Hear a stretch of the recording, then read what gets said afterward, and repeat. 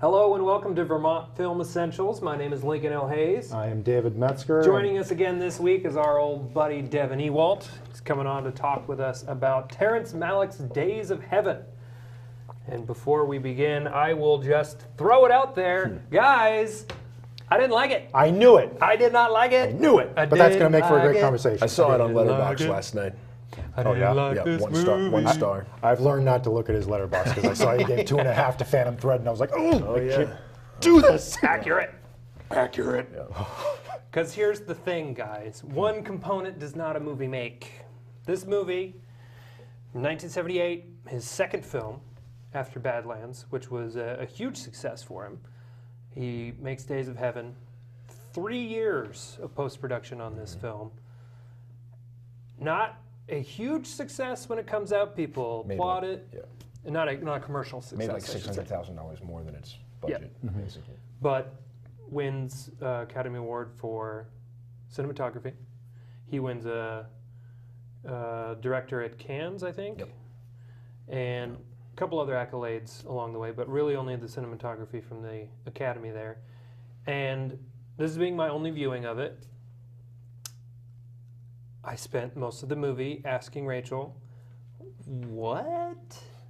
And then when it was over, I actually stood up and said, no, you can't end a movie like that. And then I paced around my living room for a good 5 minutes yelling about this movie. So I really like the ending, actually. I won't expound on that. We'll come back to that. But I actually remember consciously typing, like, what a great last line. It was like so interesting, such a commentary on her character that she said that about someone else. Whose character? Like, Linda. She says, I hope. Which one's she? The kid, the sister. She's a The teenager. Characters have names in this movie? Okay, the final moment is her saying, I hope things are okay with her. It like so clearly shows the heart of her character at the end. That's all. It was a great ending. I had experiences of what you're talking about. This was my second viewing throughout the film, where I was like, clearly one of the best shot films of all time. Yeah. But do I care about anyone? No. But the third act was really strong. Like it truly, I don't know, man. Something when he confronts him with the gun, it was like a film noir moment. It's film noir superimposed over Steinbeck, is what I was saying to him earlier. It's like it's like a mashup that I think is problematic, but yet at the same time so important of a film visually and sound wise. But So here's the thing. So this is why I brought the whole Malick collection here. But it's actually this is a good conversation to have. It's good to have these different points of view about Malick, because Malick is a singular, without a doubt, a singular voice in cinema.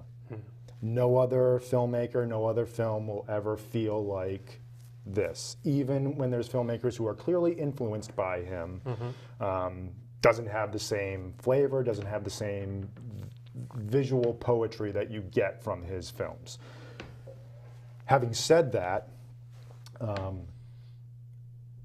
he is a filmmaker that does it his way, that clearly cares about one thing over the other in terms of a traditional narrative film.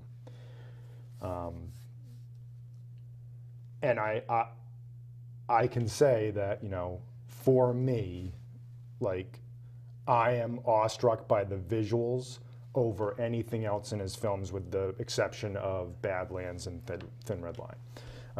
But with this film, I totally get how you could go through the whole film and say, it was absolutely beautiful. It was like looking at a moving painting throughout the whole film.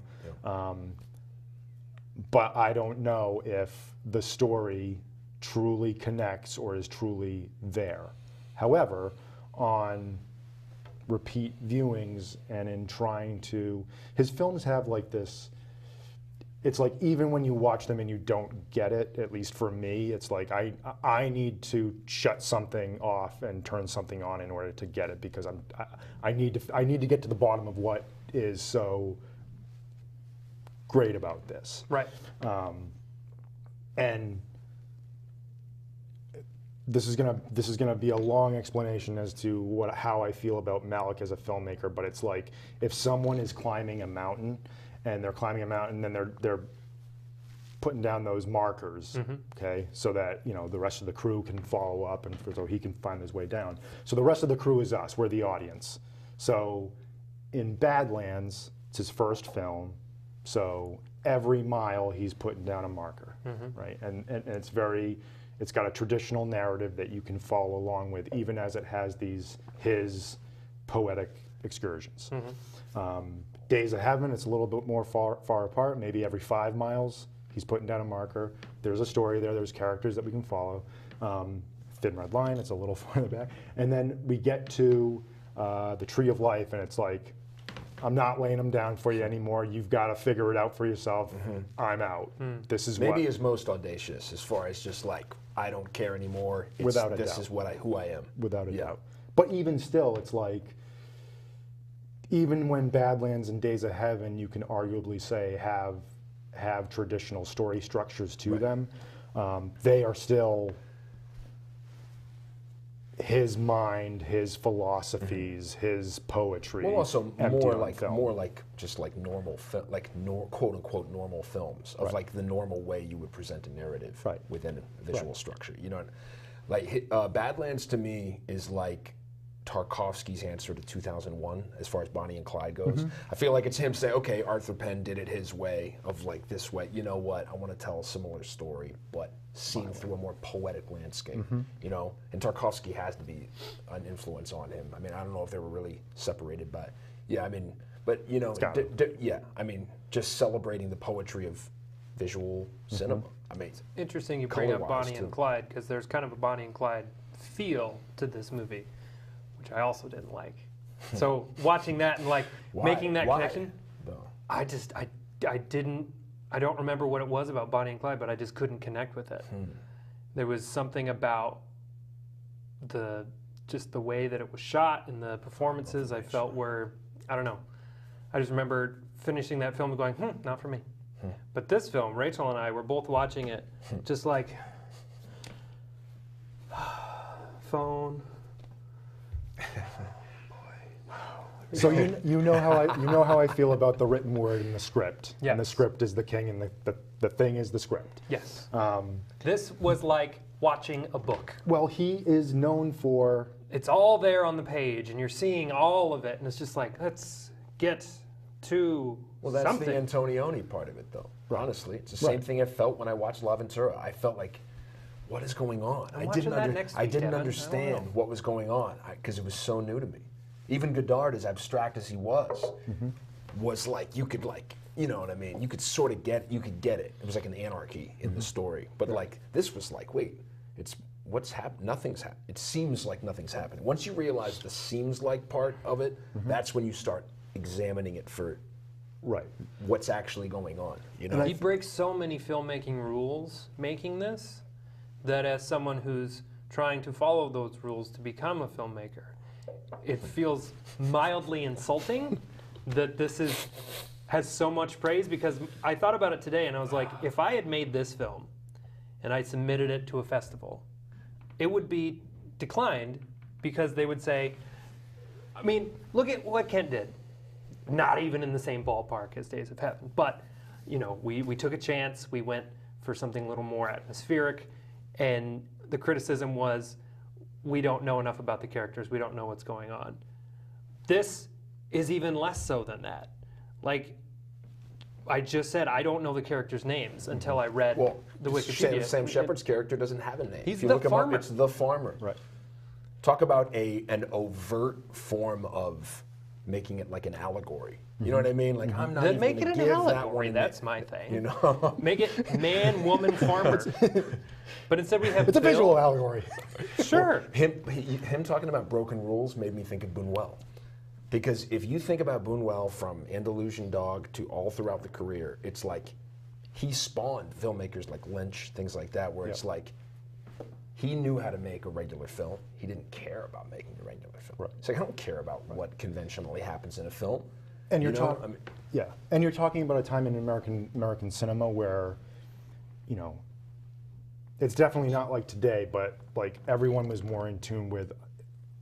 They're all about a singular filmmaking voice over, you know, the traditional old structures.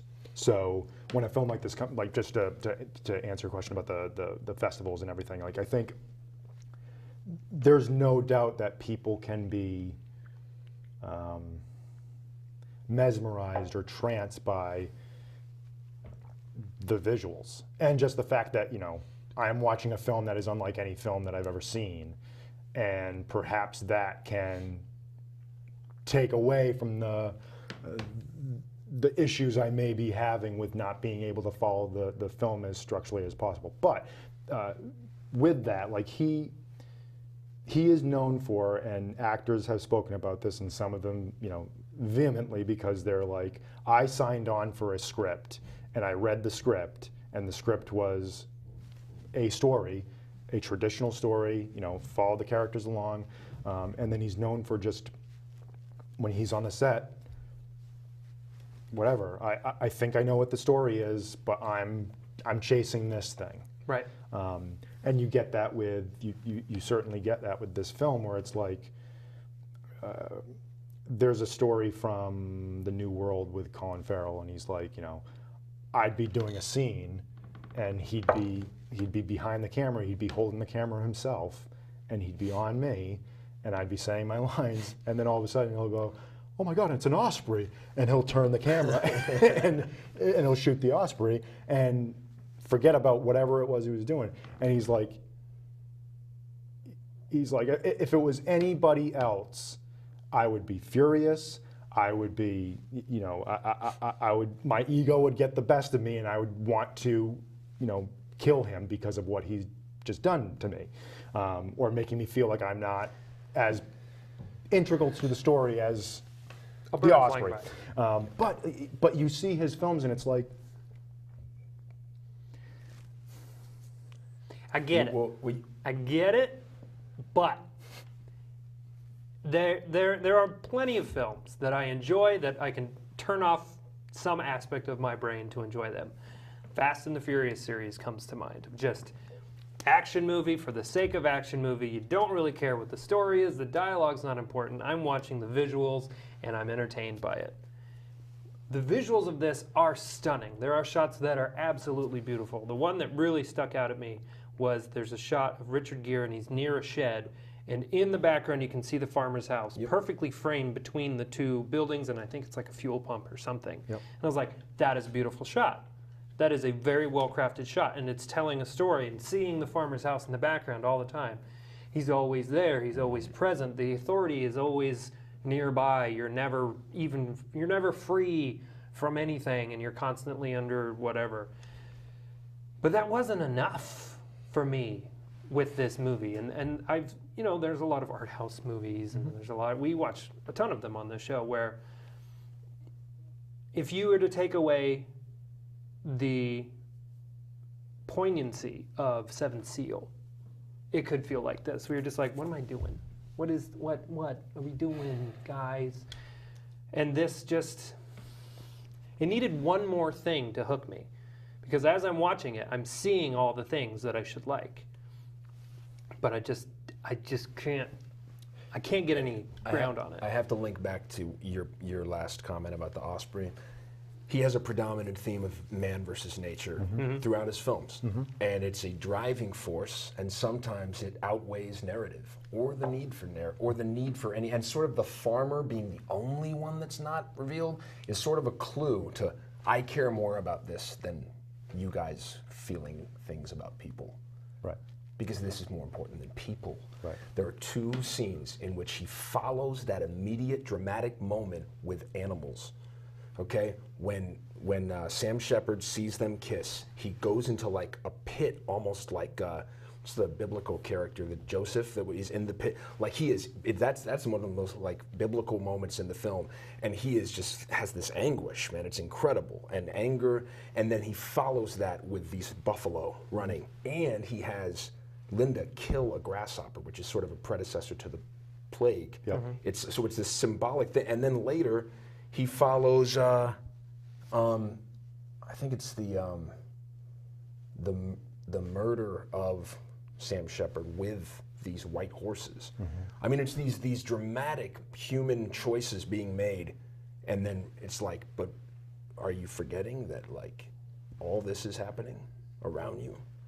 Like, I don't know, it's a commentary on how magnified we make our own lives and just do whatever we want to the earth, that's all.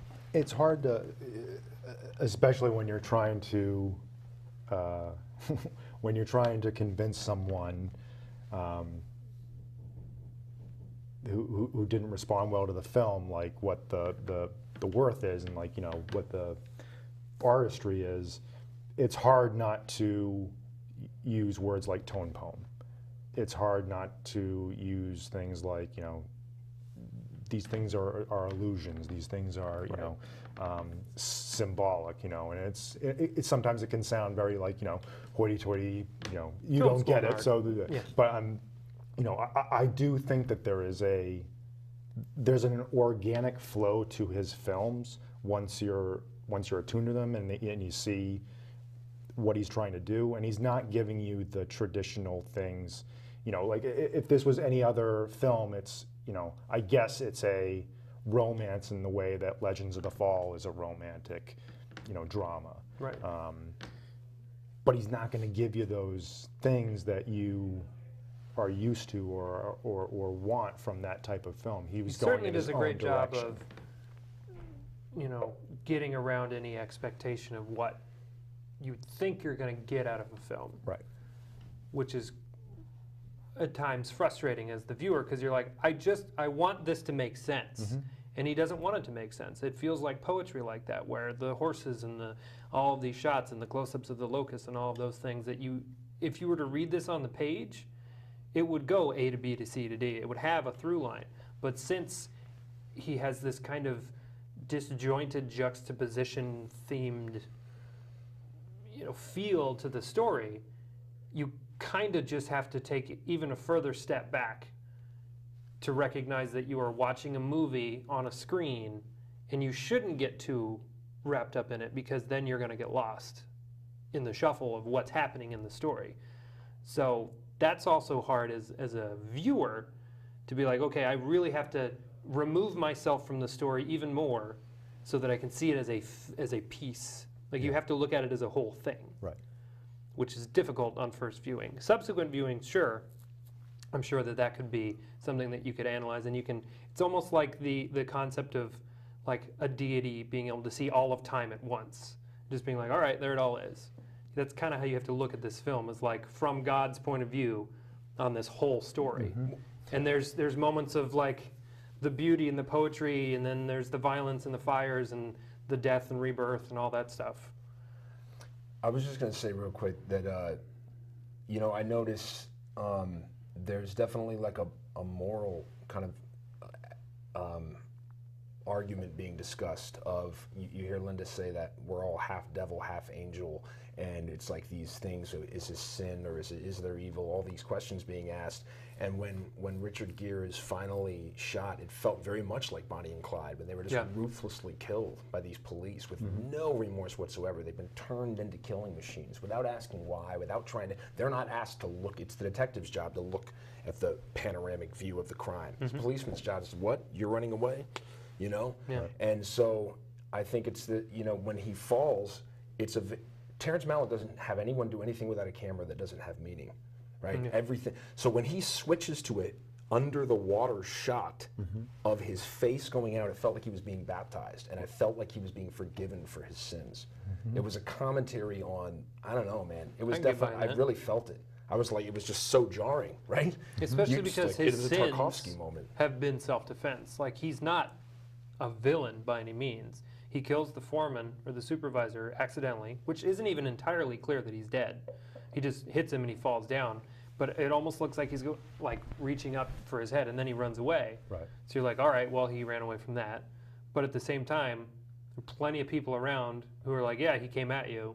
It would be self-defense. So his initial impetus to leave is questionable. And then when the farmer comes at him with the gun and he stabs him, that's also self-defense.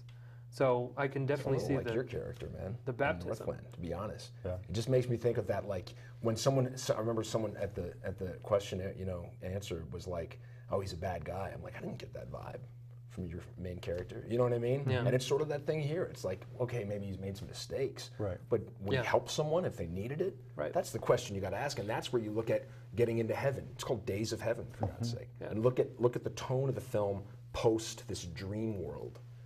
You know what I mean? It's like Dickensian. When you're putting her in the school, it really felt like a different film. It was like, wait, what's this? What's this feel as they're going through the town? This doesn't feel like what we just felt. Yeah. You know? It's And then like my almost question paradise is- to Linda, if you look at the way she looked at it, you know? But then she gives her up, and then she goes out on her own. Yeah. So what do we take away from that? know, That she can't exist without the three of them can't be together without Bill? It's like the connection between them was severed almost. They had to go. Right. They had to go their separate ways. The connection wasn't between them. It was between Bill and her, Bill and Abby, and then Bill and Linda, right? I mean, it wasn't, you know what I mean? As much as one can look out for one another, it's not like, and I'm going to stay with you Right. until the end. There's also, it's easy to forget that, and this is, did you ever read Roger Ebert's Yeah. review of the film? Yeah. But the fact that, it is Linda's story, like we're being told the story from Linda. It's her voiceovers that we get throughout the whole thing, so that that feeling of being detached or not, things happen, and it's like it's almost like we're observing it through glass, and we're not getting the full story. There's not a lot of dialogue to explain. It's just all of a sudden like they're getting married. Yeah. And there's just a couple of shots, and then boom, they're married. But that would be from a child's point of view of like just getting information, Right. because no one's actively coming to her and telling it to her. Sure. So she's just getting information by observing and just getting, oh, here's a little piece of information here, here's a little piece of information here. And because she's a child, she doesn't really Understand it. understand the psychological implications of what's going on, or how the characters are interacting with each other, or how devastating, how awful they are being to each other. Right. She's just getting it. She's just observing. Yeah.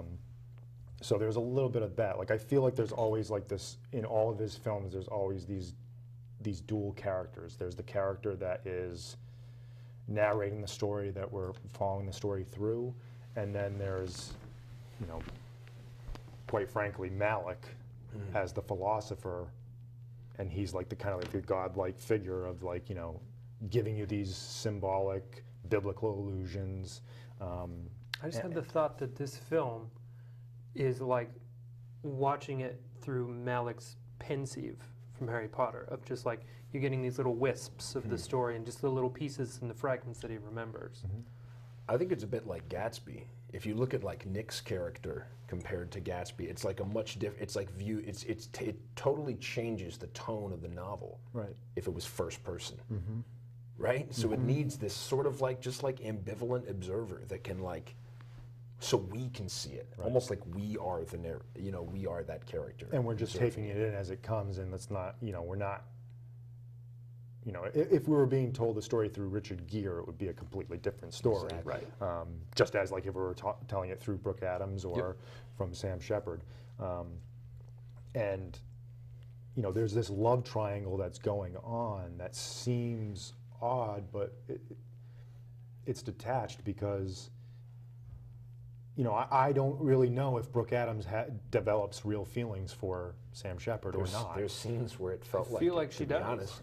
Right. And if you think That's about the it, danger of it. it's kind of like an arranged marriage situation where it's like we don't actually know each other, but we have to get married, and then eventually, maybe she doesn't love him, but she might like him. He seems like a decent guy. The way that he treats all of these workers, and the fact that he hires so many people, and shares his wealth as much as he does, he can't be. He never comes across in any way as a monster, Right. or as a awful, overseer kind of Right. character. So it's a foolish bargain for them to enter into this just to get the money out of it, because she's probably going to have some attachment to this guy in the end, and then Richard Gere is just going to feel like the odd man out, which he does. I mean, the course of that relationship was inevitable, shy of him dying. But you know that in any kind of love triangle like that, one person's going to feel jilted, and then there's going to come to blows. Right, and that's sorry. Go ahead. and that's the interesting, because he is of the earth, right? He is the farmer that is of the earth, so he is inherently good, and he's not the dictating farmer. He's he's a decent person, but it's this manipulation by these two characters that brings that evil out in him, and that's the fire. And it's like everything else. Like the more you think about it, the more things just kind of come out, and like you always say, it's like nothing is in this for no good reason. Like there's a point to it all, and that's what makes it interesting, especially in the first time you see it, where it's like, I don't know, I'm overwhelmed by this visual poetry. I wouldn't have come to a lot of the ideas I had if it wasn't the second time viewing it. Sure. It is overwhelming. It's a lot to take. That's why it's considered one of the greatest films of all time. You know what I mean? Like, I was going to say I thought of Indecent Proposal watching this, because it's sort of like that feeling of like, I mean, it's just by putting those two people in that position, you're tempting fate, man. You don't want to do that. Why are you doing that? It's such a noir moment. Right. So it's like, don't do. We want to warn the protagonist. This isn't going to go well. Yeah. Don't do that. And it didn't end well because of the choices you're making. And she felt a lot of remorse for it at the end. Right. She just wanted to not do wrong anymore, I think the line was. And it's like, it just shows a lot of Linda's wisdom of overseeing the situation, to be honest. It's just putting it in perspective for us along the way, So as two East Coast pseudo city guys, does the setting of rural Texas, late summer, harvest time, is that appealing? Is it interesting?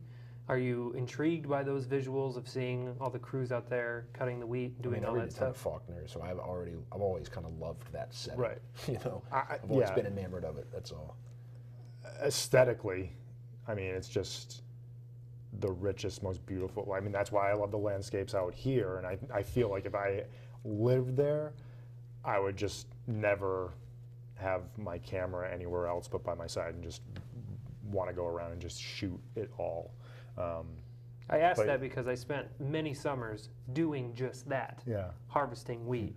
So you're looking at it completely. So I'm looking at it like this is fucking work. That's a 16-hour day, hot, sweaty, gross, and I see those old tractors, and this is set in 1910, so that's the era that my great-grandpa would have been 10 in 1910, and just thinking about all those old tractors and the machinery and the idea of being a nomadic farmer in the Depression is just daunting to me.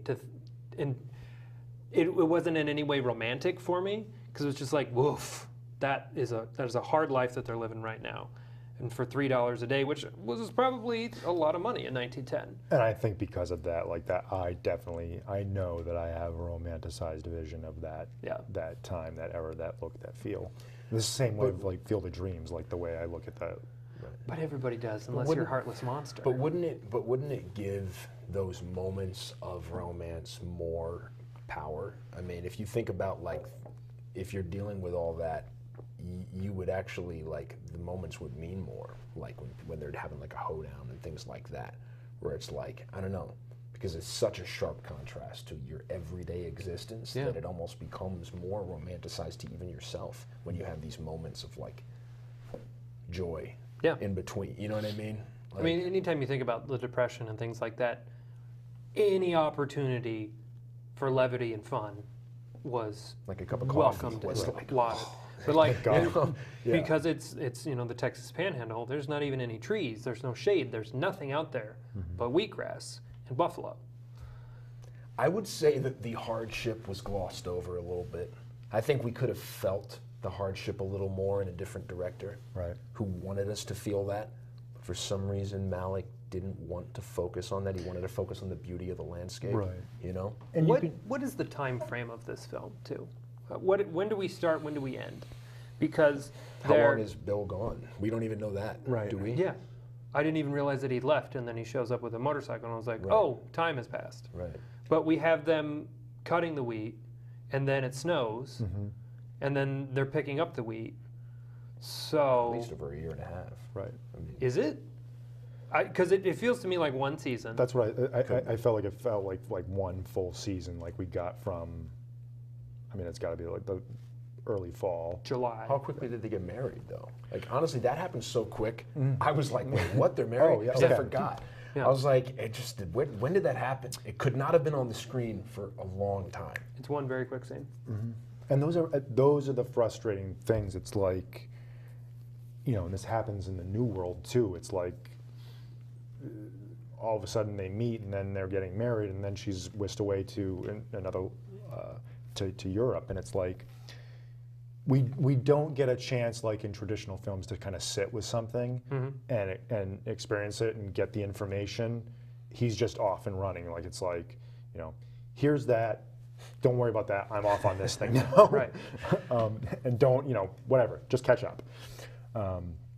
And I know that is very frustrating, because I feel that frustration from time to time, especially within his other films too. Well, because then when he goes, you're talking about my wife, to his like friend. Right. I'm like, wait, what? I like literally just did not see that scene, and then I'm like, wait, what? So that's why it did, like, it changes the way I experience that moment. Because if I don't know, if you're turning for 1 second to like, and you miss something like that, it Right. just seems like such a jarring kind of absence of Yeah. information. You know what I mean? Yeah. and you feel like he's just like, well, I'm sorry, but here we go. When you say that it's told through Linda's perspective, that does feel like a child telling you a story, where it's just all over the place and you're like, I don't know what you're talking about. I'm going to wait for you to breathe, and then I'm going to try to piece together what your story is even about, because, That's a great point. and then they got married, and then there was snow, and then there were buffalo, Why would she and then care there were some about horses. their marriage? What does it really mean? It to doesn't. her? Yeah, It's pretty. means She nothing looked to her. pretty on that day, and there Right. were people. And that's like you can almost argue that Malick himself has a very childlike view of things because of his philosophy and how he is one. You feel like he is a person that truly respects nature, looks at it with a romantic glasses, and his feelings about religion and about whatever it is out there. Like you feel like it's like a very childlike, innocent, not really naive, but just he's on a different plane as other people, and that's what a child is in a collection of adults who are running the world. Even with the locust, the way that he focuses so intently on them, there's not really any malice in that. Like, he's not presenting them as evil or monsters, or, I mean, yes, it is an obvious like plague of locusts coming in, Right. but you don't immediately get that from what he's showing you.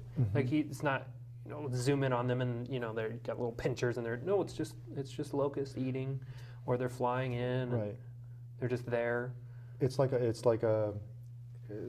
It's like a rainstorm or a windstorm or a tornado. It's you get the sense that it's like, no, this is just nature, and nature will It is, constantly I'm not take care of commenting us. on We this, are it not. just We are is. nothing compared to this grand landscape of nature. Did you notice, like the sound levels during any time there was a machine in the screen? There's like a threshing machine. They're just way louder and like jarring, and I felt like it was almost like the plague was like a reminder, like, hey, Different you kind of try to machine. control Yeah. things. You're trying to do things. It's like, no, this is the biggest machine of all. Yeah. 'Cause this didn't require this. You don't even know how this was invented, if at all. So this is just going to happen with no reason behind it, with It's absolutely a no surprising parallel between the two, of like, okay, you're gonna use these machines to do the same thing as the locusts, but the locusts are just doing it because that's what they do. That's their purpose in life, is to go and eat and move on. It's interesting. Like replace that. Actually, we have the 3 stages, because we have nature, man, and then destruction, the fire. Which watching that was also very stressful. Growing up on the plains where prairie fires are a thing, and my dad and my brother are volunteer firemen who go and put out prairie fires when there's lightning strikes and stuff. So like seeing them out there when he's like, "Let it burn," I'm like, "Oh God, oh I mean, no." that and the sequence and the sacrifice have to be two of the two most iconic capturing fire scenes of all time. Absolutely. Man, you know. the flames in this movie, like, that's another moment where I took a step out of it and I was like, this looks dangerous. I hope someone is controlling this fire, because they were huge. They were like 30 feet high. And it's a grass fire, so you know that there's just tons of gasoline out there. And it don't also, know how like, they do that. you feel that, like, nope, they are out in this country, and that is a real fire that they are Control. trying to control. That nature, it's a theme that runs throughout his whole filmography. And you do feel like it is about him sitting down and writing this story about these human characters, and then him stepping back and saying, okay, now I'm looking at it from the point of view of nature, and I'm going to show that everything that these characters are going for, everything that is in their hearts and their desires, are nothing, because nature's always going to win out and is always going to be there. It's true in Badlands. It's definitely true in this to an even greater extent, and it's an even greater extent in The Thin Red Line, where, you know, when that movie came out, it was like, okay, here's a war movie, and it was up against Saving Private Ryan, and everyone didn't like it because it's like, this isn't Saving Private Ryan, this isn't the war film that Darkest Hour. Right. I mean, same thing, man. and Except I think Thin Red Line might be good. For another conversation.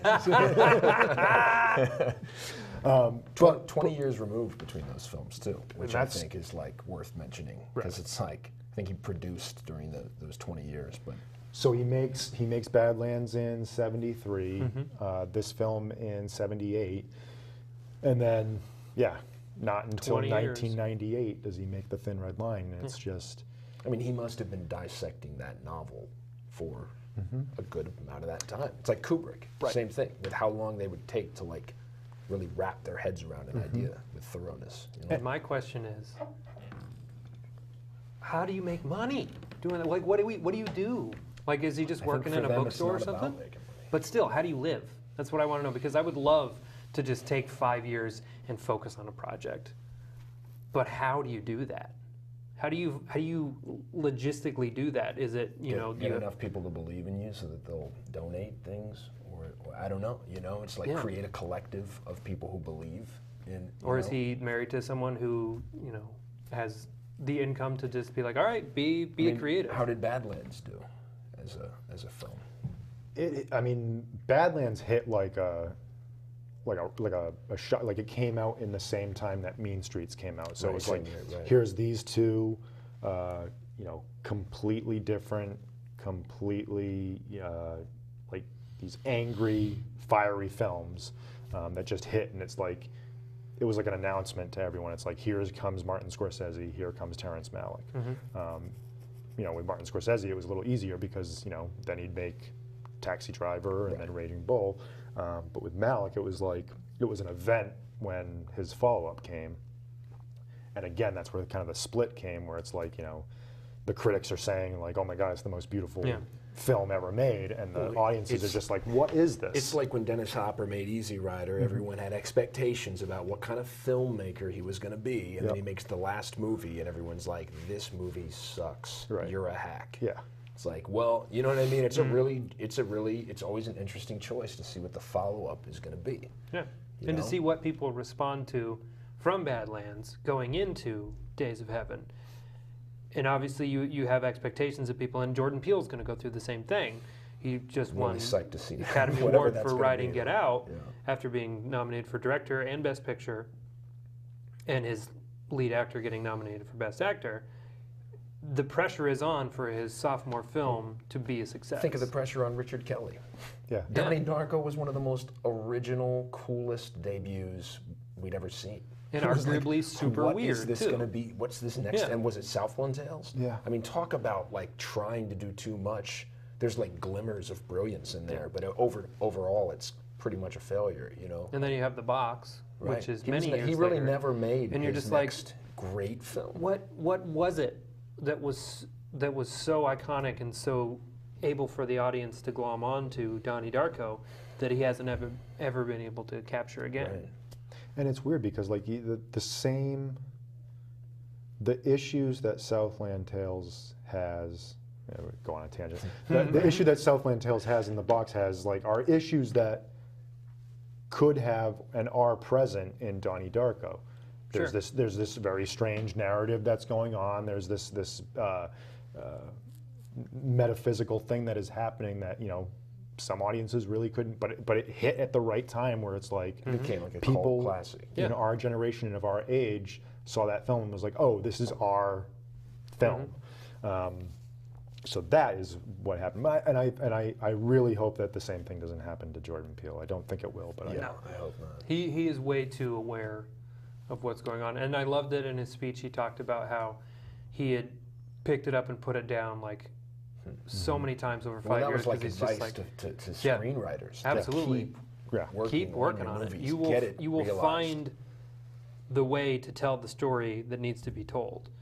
And I love that film. Well, a lot of Malick's later films are not even just financial successes in general. I mean, Knight of Cups is like problematic as hell, man. Yeah. It's like really like what It's hard to find the good points. in Since films like I've that. been aware of Terrence Malick, which has only been in like the last decade, because again, he just didn't make movies for so long, that I actually thought he was like an older film director who wasn't around anymore. And then, you got a couple more, like Knight of Cups comes out and Tree of Life. And they're movies that I felt like I should see them as a film lover. And then the response has always been, I don't know what this movie What's is. the So I'm Affleck like, one? all right. There's been more too. I mean, he's been prolific. Forget what it's that's called. come It on wasn't. to me. It was all right. It was like, Yeah. wasn't great. I feel like after, like he had this run, for me personally, like the first one that I saw, and this might have something to do with it, was The Thin Red Line. And that was a film where it was like, it happened at that time where it's like I saw it and there was something about it that I responded to. Though I responded to the nature of the voiceover, I responded to the visuals, and I just felt like this film is speaking to me in a certain way that I can't really articulate right now, but I know that I like this. Then Now I saw remind me, is Mel Gibson in that? No. That's We Were Soldiers. Everyone else is in the confused those Travolta. Travolta, Penn, you could it's probably like 30 names. Yeah. Yeah. And not to make you angry, because this is going to make you angry. But the story behind The Thin Red Line is that Adrian Brody was in the script form that followed the novel very closely. Adrian Brody plays the main character. I've never seen the movie. But it doesn't matter. Plays the main character. And he was hired to play that character, and they shoot. There's apparently a 7-hour cut of this film that will never be seen, but I want it so bad.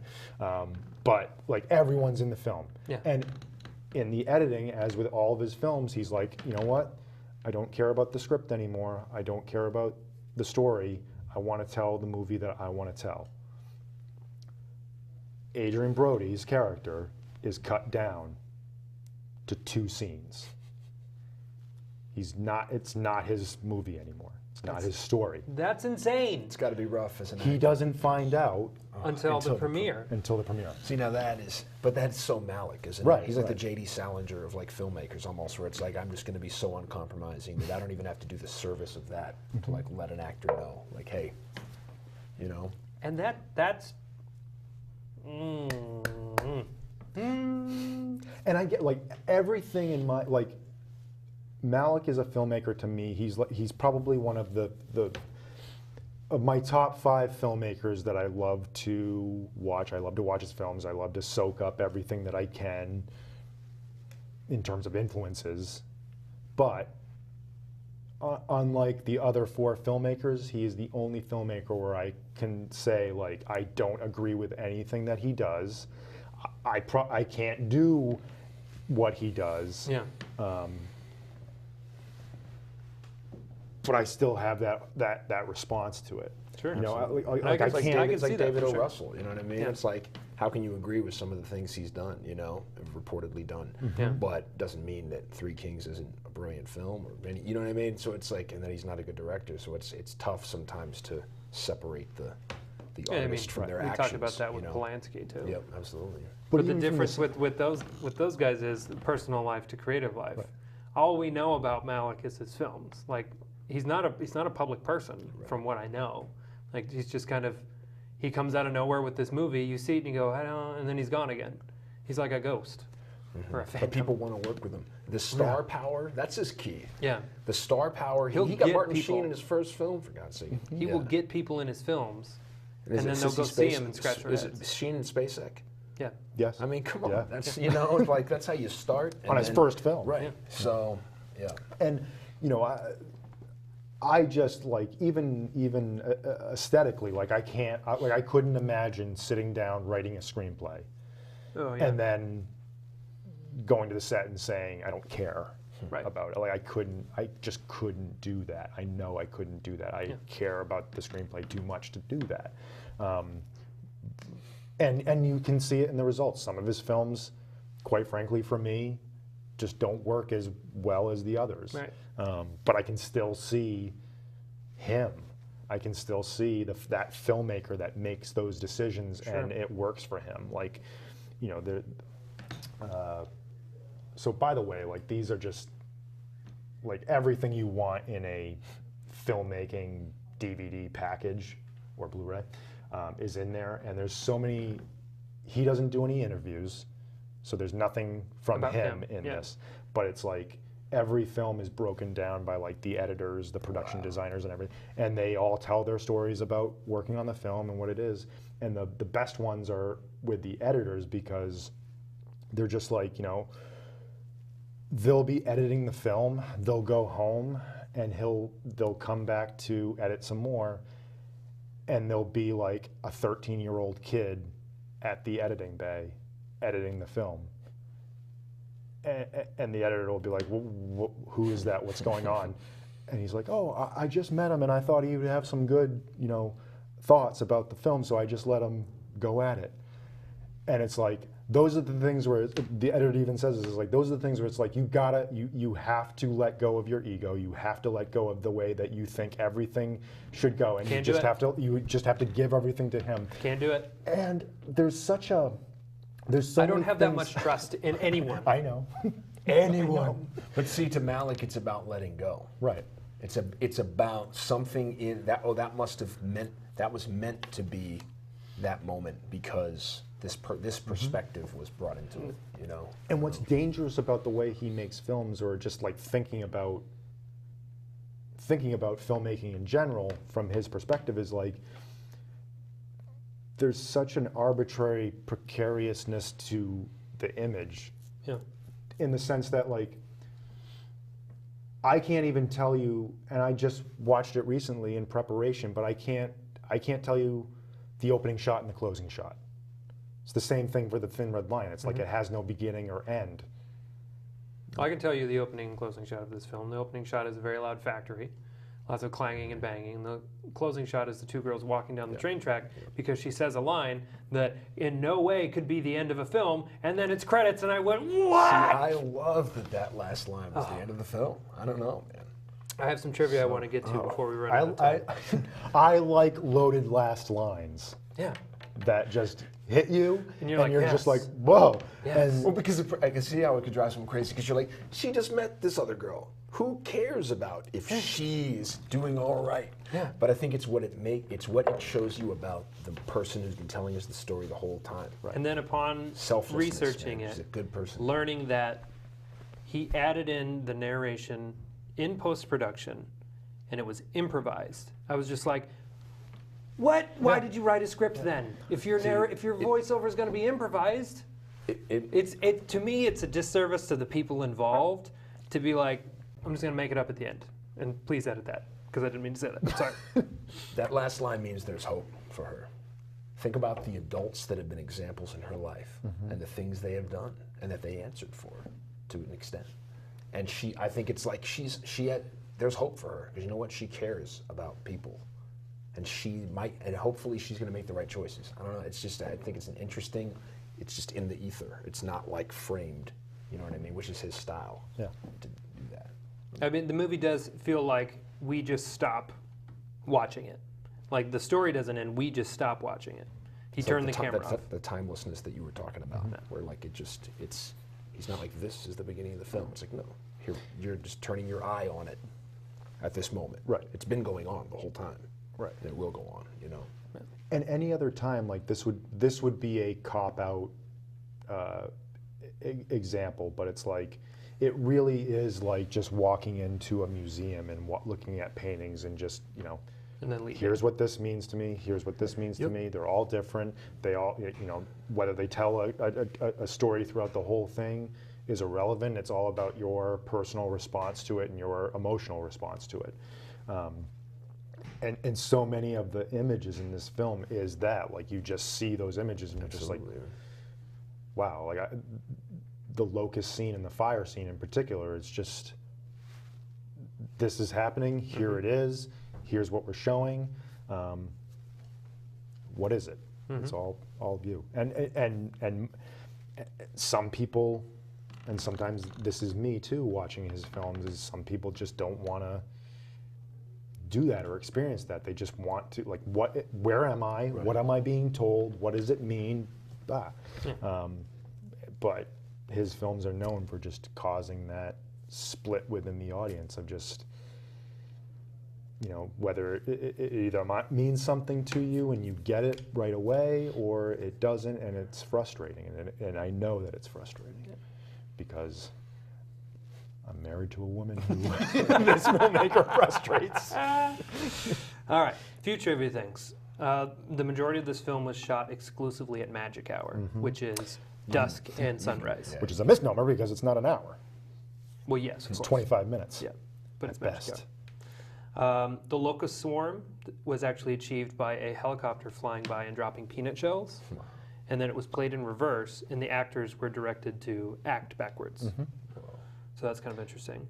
The cinematographer, Nestor Almendos, was nearly blind when he made this film, so much so that his assistant would take Polaroids of the shots and then he would examine them with a very big magnifying glass. And they still look incredible. Like I said, he spent nearly 2 years. Actually, I read 2 or 3 years editing this film. And he threw out the script and allowed the actors to find the story, which would be incredibly frustrating for me as an actor. Mostly because my time on set, at least as an extra, was always like, let's go, let's do something. Come on, can we just shoot this and get it over with? You're wasting my time. Yes, I'm being paid, but also couldn't we be doing something that's more efficient with our time? And I feel like if a director showed up and was like, I just want you to find the story, I'd be like, well, but you wrote it. I had it. That's how Cassavetes worked in a lot of his early films. Is people would be like, this looks like it's improvised, like Shadows. And it's like, no, he actually just had them do the scene, and then he wrote the screenplay from the improvised dialogue, which is what makes it seem so natural. John Travolta was originally cast as Bill, but he couldn't get out of his contract on Welcome Back, Kotter. So he couldn't get it. And this isn't credited as Richard Gere's first film, but he actually made it before his first film was released, so technically it is. Right. It's loosely based on the backstory of Milady in The Three Musketeers, which I didn't even know, because the backstory of that character is more often cut out, and it really only exists in the Italian version of Milady in The Three Musketeers. Cool. The 70 millimeter prints of this film were accidentally destroyed when the studio asked them to destroy additional prints of Days of Thunder. So that sucks. Richard Gere, when he falls face first into the water, that was actually shot in Sissy Spacek's living room in her aquarium. And Haskell Wexler, who is credited as just additional photography for this film, has said many times that he felt that was unfair, particularly that they won an Academy Award for cinematography for this because he felt like he shot the majority of the film.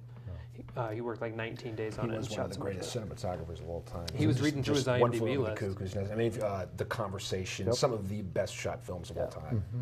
And you know, and that's a story, like the cinematography of this film, you know, that's the star. I mean, it is.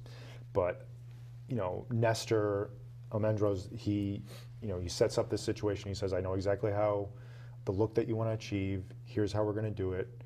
We're not going to use any diffusion. You know, we're not going to, we're not going to have any lights. We're going to use as much natural lighting as we can. And the crew actually hated it. Like, they didn't like it because they'd show up with all this equipment, and it's like, you don't need me. Yeah.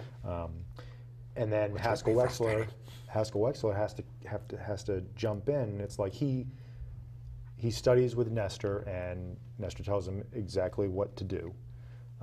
And he follows that to a T, except for two things, where one, during the mill sequence, he uses handheld cameras and diffusion. And he says that, like, I hated myself for doing this, but I did. And there's a lore where he sat down with Roger Ebert and he had a stopwatch and he timed it for every shot that he knows that he did. It's so funny. And he's like, I did half of this. Like, I did half of this film. And I get it from the sense of, like, you know, it goes on to win the Academy Award, And you don't get that credit. don't get that credit. You know.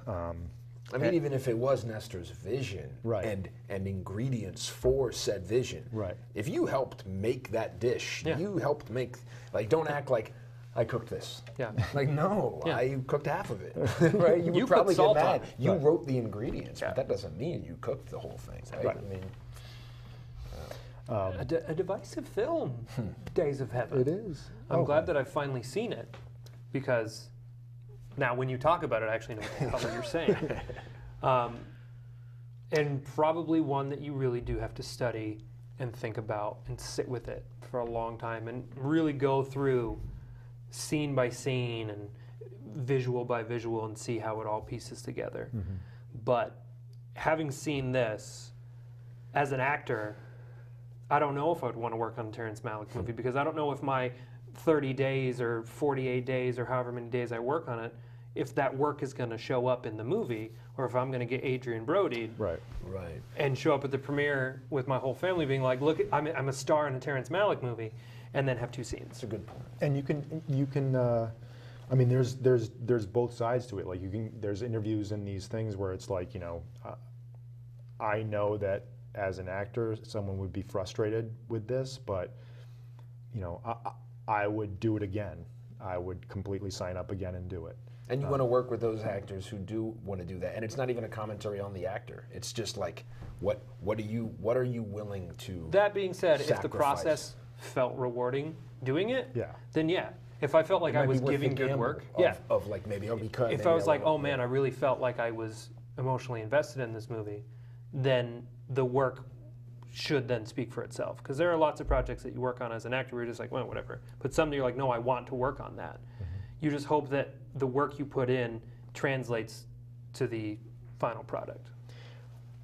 As a filmmaker, it's very frustrating because there are shots in these films where it's like, I want those shots. I want to try to get those shots, and they never look the way they look in this film, and I hate that. Well, it's probably got 10 of the 100 best shots of all time. Like, you honestly could, I remember just consciously being like, oh, yeah. You remember the one where it's like they're in, I think Bill and Abby are in the foreground, but then in the very background you see these like farm hands playing this game where they're like seeing how far they can throw, whatever it is. I mean, they're literally just these little minute shadows that are just, because they're how they're shooting it with the natural light. It creates these tapestries that you wouldn't have with artificial lighting. It's just... All right, well, we are out of time. Thank you, Devon, for coming on Thank you, again. gentlemen. Always a delight. Thank you, You're David, for always picking back. this movie. It's always fun to have differing opinions. And see how we got along and we didn't fight, yell at each other. This is what America can be. Conversation. That's right. Next week, we're doing La Ventura. Yes. Looking forward to it because I don't know what that movie is. We could have a similar conversation. Probably. All right. Thank you, Devin. Thank Thank you, David. Until next time, I'm Lincoln O'Hays. David Metzger. See ya.